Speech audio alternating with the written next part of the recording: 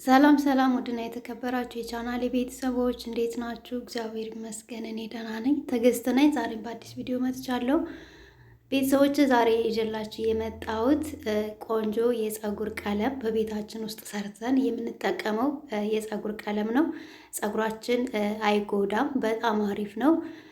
ገበያ ላይ ከምንገዛው የፀጉር ቀለም ይልቅ በቤታችን አዘጋጅተን እንዴት እንደምንጠቀም ዛሬ አሳያችኋለሁ። በጣም አሪፍ ነው። ፀጉር ያለሰልሳል፣ ፀጉር ያሳምራል።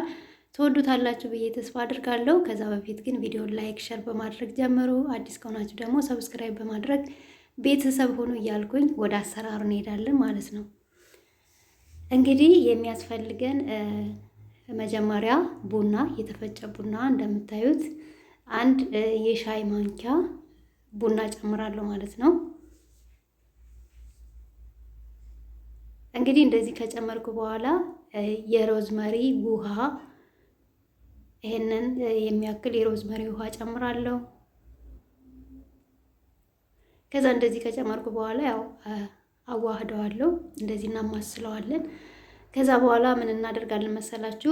ድስት ላይ እንገለብጥና እሳት ላይ ለ5 ደቂቃ ይሄ ውሃው ሞቅ እስከሚልልን ድረስ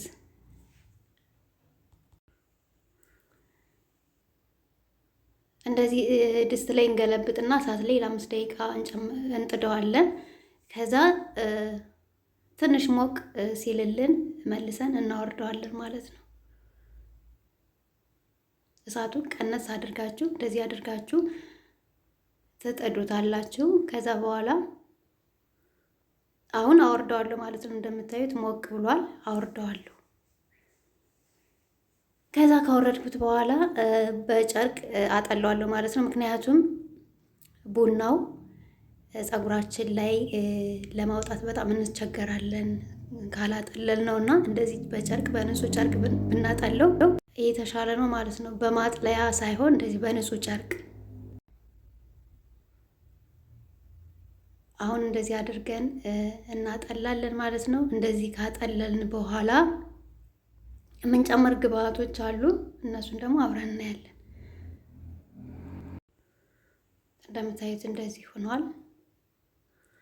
አሁን ሌላ ይሄንን ወደ ጎን እናስቀምጥና ድስት እናዘጋጃለን። ከዛ በኋላ ይሄ ነሻ ወይም የበቆሎ ዱቄት ይባላል። 2 የሻይ ማንኪያ ነሻ እጨምራለሁ።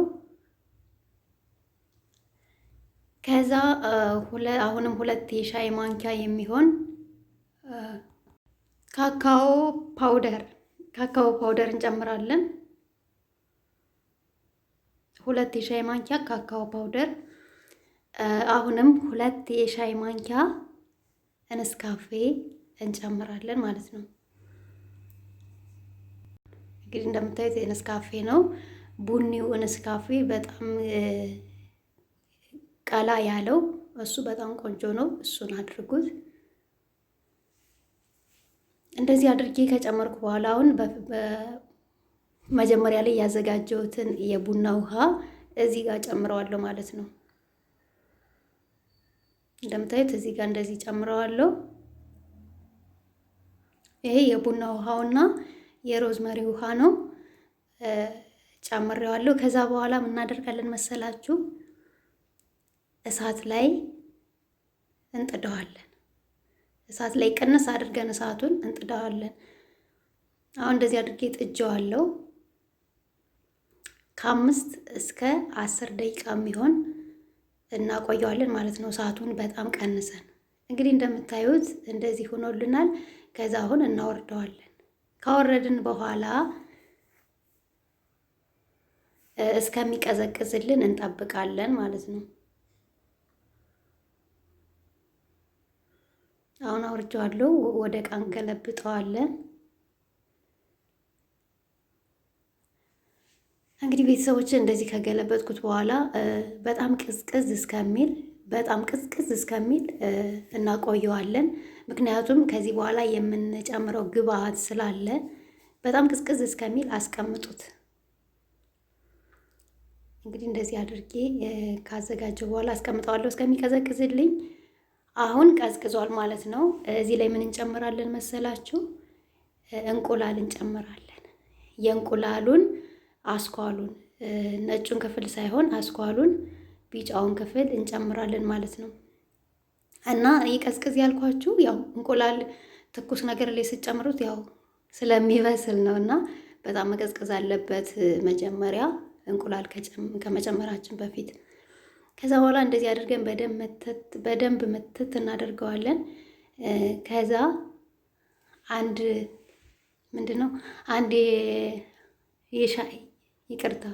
የሾርባ ማንኪያ የሚሆን የወይራ ዘይት እንጨምርበታለን ማለት ነው። እና ቤተሰቦች በጣም ቆንጆ ነው። እንደዚህ እኔ እንደሰራሁት አድርጋችሁ ስሩት። እናንተ ሙሉ ፀጉራችሁን የምትቀቡ ከሆነ በደንብ አድርጋችሁ ፀጉራችሁን ማቅላት የምትፈልጉ ከሆነ ውህዱም በዛ አድርጉት። ዳብል እያደረጋችሁ ስሩት። እኔ ያው ብዙም ፀጉሬን እንዲቀል አልፈልግም፣ ወይም ደግሞ ስርስሩም ነው መጠቀም ፈልገው እና እናንተ ሙሉ መጠቀም ከፈለጋችሁ ዳብል እያደረጋችሁ ተጠቀሙት፣ ስሩት ማለት ነው። በዛ አድርጋችሁ ሰርታችሁ ሙሉ ፀጉራችሁን መቀባት ትችላላችሁ። አሁን ቤተሰቦች እንደዚህ ካደረግን በኋላ እንግዲህ ወደ መቀባት እንሄዳለን ማለት ነው። ከመቀባታችን በፊት ፀጉራችንን ንጹህ መሆን አለበት። ያው ማንኛውንም ነገር ስንቀባ ፀጉራችን ንጹህ መሆን አለበት። ምክንያቱም ፀጉራችን ንጹህ ሲሆን ነው የምንቀባው ነገር ለውጥ የሚያሳየን ማለት ነው። አሁን እንግዲህ እኔ ትናንትና ተቀብቻለሁ፣ ቅባትም አልተቀባሁትም። በቃ ንጹህ ፀጉር ላይ ነው መሆን ያለበት። እንግዲህ እንደምታዩት እዚህ ጋር ሽበት ታዩታላችሁ አይደለ? እና ሽበታችንን ይሸፍንልናል። ይህንን ስንቀባ ሽበታችንን ይሸፍንልናል ማለት ነው። በእድሜም ያለ እድሜም የወጣ ሽበትን እንደዚህ አድርገን በቤታችን ሰርተን መሸፈን እንችላለን ማለት ነው። እና ፀጉር በጣም ነው የሚያለሰልሰው፣ በጣም ነው የሚያሳምረው። ተጠቀሙት። ገበያ ላይ ከምንገዛው የፀጉር ቀለም ይልቅ እንደዚህ በቤታችን ተፈጥሮ በንጹህ በሆነ ከኬሚካል ነፃ በሆነ ነገር ሰርተን እንደዚህ ፀጉራችን ማሳመር እንችላለን። እኔ በጣም ነው የወደድኩት። ሞክሩት። ሙሉ ፀጉራችሁን በደንብ አድርጋችሁ ማቅላት ከፈለጋችሁ፣ በደንብ ሁሉንም ማዳረስ ከፈለጋችሁ ዳብል እያደረጋችሁ መስራት ትችላላችሁ፣ ውህዱን ማለት ነው። እና እንደዚህ እያደረግን እንቀባለን ቤተሰቦች። ገበያ ላይ ገዝተን ከምንጠቀመው ቀለም ይልቅ ይሄንን በቤታችን እንደዚህ አድርገን ብንሰራው እውነት ለፀጉራችን የተሻለ ይሆናል ብዬ አስባለሁ። ምክንያቱም እኔ በቀለም የተነሳ ነው ፀጉሬን እንድላጭ ያደረገኝና ከአሁን በፊት ይሄ ተላጭቼ ያሳደግኩት ፀጉር ነው። ከአሁን በፊት ቀለም ተቀብቼ ነበርና ይሄ ቡኒው ቀለም የለም ሙሉን ተቀብቼ እንዳለ ቁርጥ አድርጎ ነው የወሰደብኝ። በዛ የተነሳ ፀጉሬ ብጥስጥስ አለ። እንደገና ደግሞ በቃ ልክ ፐርም እንደተቀባ ሰው እንደሱ ሆነብኝ። ከዛ አንደኛን ተላጭቼ አሳደግኩ እንደዚህ ማለት ነው። እና ውጭ ላይ የምንገዛው ቀለም በጣም ኬሚካል አለውን፣ ፀጉር ይጎዳል። ፀጉርን ከሚጎዱ ነገሮች አንደኛው ቀለም ነው። እና እንደዚህ እያደረግን ብንጠቀም በቤታችን የተሻለ ይሆናል ብዬ አስባለሁ። ደግሞ ፀጉር በጣም ነው የሚያሳምረው። የሚገርማችሁ እንደዚህ ተቀብታችሁ ታጥባችሁ ስትታጠቡት ከዛ ቅባት ምናምን ቀብታችሁ ስታዩት እንደዚህ እንዴት ነው ያብረቀርቃል። የሆነ እንዴት ነው ወዛም ነው የሚያደርገው ብታዩት። እና ስንታጠብ ደግሞ በቀዝቃዛ ውሃ ነው መሆን ያለበት። በሙቅ ውሃ እንዳትታጠቡ፣ በቀዝቃዛ ውሃ። ምክንያቱም እንቁላልም ስለጨመርን ያው እንቁላል ሙቅ ውሃ ነገር አይወድም።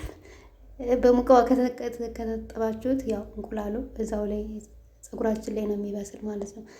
እና በዛ ላይ ደግሞ ሽታም ያመጣል። ለፀጉርም ሙቅ ውሃ አይመከርም እና በቀዝቃዛ ውሃ እንታጠበዋለን ማለት ነው። እንደዚህ አድርጋችሁ ተቀብታችሁት 1 ሰዓት ታቆዩታላችሁ። ከ1 ሰዓት በፊት እንዳትታጠቡት 1 ሰዓት ታቆዩታላችሁ። በፔስታል ሽፍን አድርጋችሁ ከዛ በፔስታል ከሸፈናችሁ በኋላ ላዩ ላይ ደግሞ ሻሽ ጨምራችሁ እፍን አድርጉት። ከዛ ከ1 ሰዓት በኋላ በቀዝቃዛ ውሃ በምትጠቀሙት ሳሙና ወይም ሻምፖ መታጠብ ነው ማለት ነው። እና ከዛ በኋላ እንዴት ፀጉራችሁ እንደሚያምር ቅባት ቀብታችሁ ጭቃ ቅባት ካላችሁ ከዛ ስታዩት እንዴት እንደሚያምር እና እንዴት እያደረጋችሁ ተጠቀሙ እላችኋለሁ ቤተሰቦች። እኔ እንግዲህ ተጠቅሜ ስላየሁት ነው። ያው ለእኔ የጠቀመኝ እንግዲህ ለእናንተም ይጠቅማችኋል ብዬ ስላሰብኩ ነው ወደ እናንተ ይዤላችሁ የመጣሁት። ከዛ እንደዚህ ከተቀባን በኋላ በፔስታል ሽፍን እናደርገዋለን። ሽፍን አድርገን ከአንድ ሰዓት በኋላ እንታጥበዋለን ማለት ነው። እንግዲህ እንደነገርኳችሁ ሙሉ ፀጉራችሁ በጣም ቅልት እንዲልላችሁ ከፈለጋችሁ በዛ አድርጋችሁ ሰርታችሁ በደንብ አድርጋችሁ መቀባት ትችላላችሁ። ያው እኔ ስርስሩን ትንሽ ወደ ታች ነው መቀባት የፈለኩት፣ ግን ሙሉውን ተቀብቼዋለሁ። ያው በዛ አላበዛሁትም። እና ቤተሰቦች ይህንን ይመስላል። ያው ቪዲዮውን ከወደዳችሁት ላይክ ሸር አድርጉ። ቤተሰብ ያልሆናችሁ ደግሞ ሰብስክራይብ እያደረጋችሁ ቤተሰብ ሁኑ እላችኋለሁ። በጣም ነው የሚያምረው፣ በጣም ቆንጆ ነው። ስሩና ሞክሩትና ከዛ ኮመንት ላይ አስቀምጡልኝ። ፀጉር እንዴት እንደሚያሳምር ልነግራችሁ አልችልም። ይህ ነው ውድ ቤተሰቦች ለዛሬ የነበረን ቆይታ ይህንን ይመስላል። በሌላ ጊዜ እስከምንገናኝ መልካም ጊዜ